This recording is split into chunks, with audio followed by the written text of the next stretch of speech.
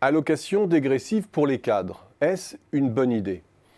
À la base de cette réforme, il y a 3 constats très simples. 1. Les cadres demeurent plus longtemps au chômage que les chômeurs les moins qualifiés. 575 jours en moyenne pour ceux qui touchent plus de 5 000 € d'allocation, contre 280 jours pour ceux qui touchent moins de 1 000 €, selon Pôle emploi, alors même que le chômage des cadres est particulièrement faible. Un écart lié d'abord au fait que les cadres bénéficient d'une plus grande stabilité de leur emploi, ce qui leur permet de prétendre à l'intégralité de leurs droits, et au fait que la part des plus de 50 ans, pénalisée en termes d'embauche, est surreprésentée dans la population à haut niveau d'indemnisation.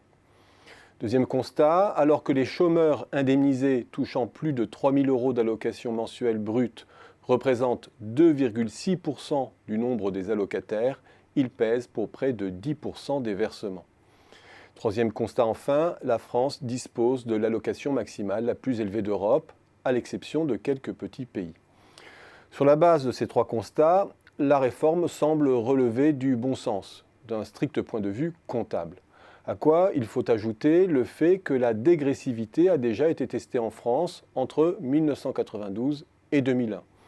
Or, même si l'évaluation de ce dispositif a déjà révélé qu'elle n'avait pas d'impact sur la vitesse de retour en emploi, demeure l'exception des plus qualifiés, ceux qui disposent en effet d'un filet de sécurité d'épargne suffisant pour prospecter plus longtemps afin d'éviter un déclassement professionnel.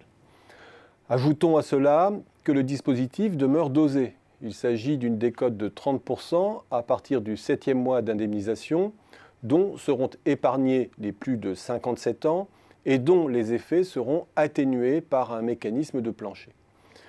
Au mieux, peut-on reprocher à ce stade au nouveau dispositif de n'avoir un impact financier que de second ordre, de l'ordre de 200 millions d'euros sur les 3,4 milliards d'économies recherchées par le gouvernement.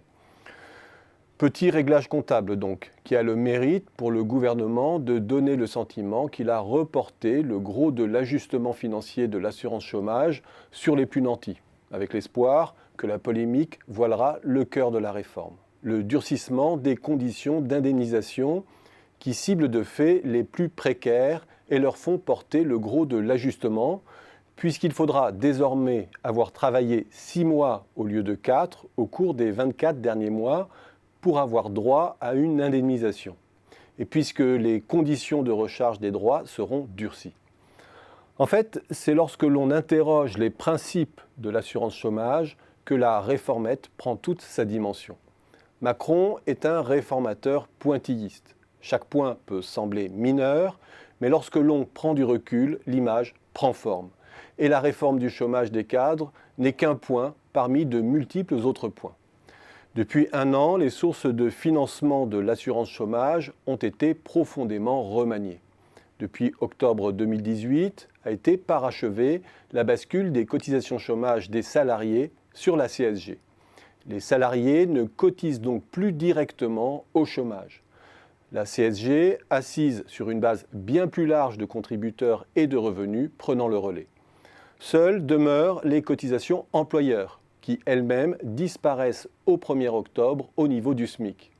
1. Les salariés sont sortis du jeu et 2. Les cotisations chômage deviennent progressives. Ce faisant, le principe assurantiel, selon lequel chaque salarié est supposé être couvert à hauteur de sa contribution, elle-même indexée sur son salaire, qui fondait l'assurance chômage, est mort.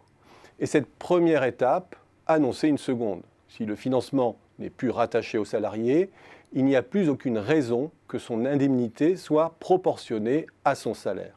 Avec les cadres, nous passons au 2e stade du plan.